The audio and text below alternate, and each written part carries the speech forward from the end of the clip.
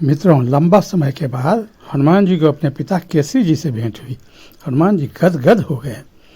कथानी इस प्रकार का है कि जब सीता की खोज का अभियान सुग्रीव महाराज ने शुरू किए तो समस्त बंदर, भालुओं, ऋक्षों सबको बुलाए और उसमें सभी युद्धपतियों को भी खास करके बुलाए। तो उसमें महाराज केसरी भी आए। सभी आकर के बाहर में चारों बगल से खड़े थे, जहाँ राम भगवान, लक्ष्मण, सुग्रीव, हनुमान ये लोग थे, वहाँ नहीं आते थे। सब बाहर में खड़ा होकर के आदेश का प्रतीक्षा कर रहे थे। केसरी सीधे प्रभु राम के पास पहुँच गए। मात्र वही एक थे कि सीधे राम प्रभु के पास पहुँच गए और जा करके कहे, प्रणाम करके, प्रभु हमारा प्रणाम स्वीकार करें और हमको क्षमा करें कि हम राजसी शिष्टाचार का उल्लंघन कर दिए, हमसे रहा नहीं गया। आपके दर्शन के लिए मैं इतना अभिलाषी था कि हम रुक नहीं पाए, हम सीधे आपके पास चले आए। ये अपराध हुआ है हमसे, ये राजा का नियम नहीं है, इसलिए आप हमें क्षमा करें। तो प्रभु श्री राम ने कहे, कौन राजा, कैसा राजा, यहाँ तो जंगल में खुले प्रांगण में हम सभी एक हैं। उनको सांत्वना दिए और उसके बाद हनुमान से कहे कि हनुमान, तुम्हारे पिताजी आए हैं, तुम जा करके उनको प्रणाम करो, उनका स्वागत करो। और सुग्रीव महाराज भी ये बात हनुमान से कहे। तब हनुमान जी बड़ा विह्वल होकर के अपने पिताजी को प्रणाम किए, दोनों गले लगे और बहुत ज़्यादा प्रसन्नता हुई हनुमान जी को कि लंबे समय के बाद उनको अपने पिताजी का दर्शन हुआ, चरण छूने का अवसर मिला। तो हनुमान जी भी बहुत गदगद हो गए। महाराज केसरी भी हनुमान को देख करके बहुत ज़्यादा प्रसन्न हुए।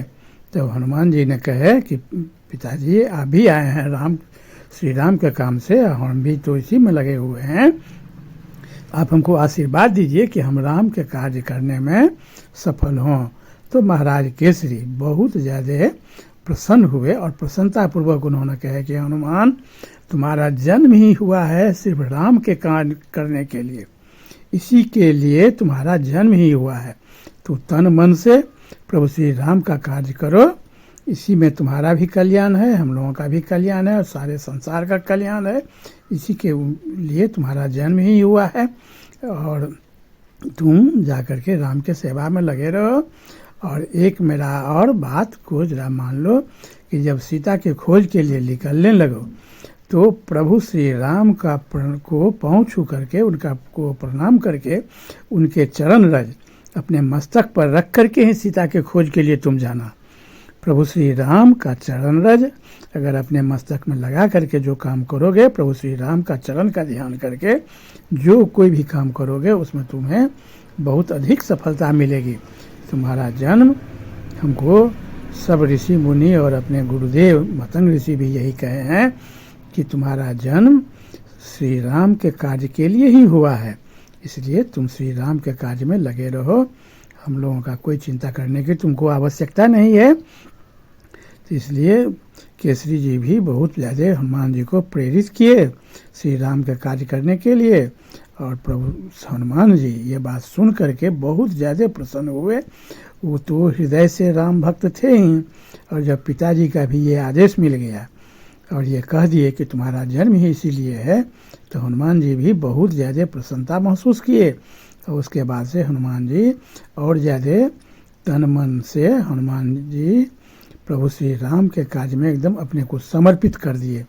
और उसके बाद हनुमान जी बड़ा प्रसन्नतापूर्वक सीता की खोज में निकले और सीता माता तक पहुंचने का सौभाग्य श्री हनुमान जी को ही मिला। इसमें हनुमान जी को बहुत एक बात का गर्व हुआ कि प्रभु राम का हम पर में कृपा है, इसीलिए मैं माता सीता तक पहुंच पाया हूं। तो मित्रों, बहुत बहुत धन्यवाद इस सब तरह कहानी सुनने के लिए। आप हमारे चैनल के साथ बने रहें। जय श्री राम।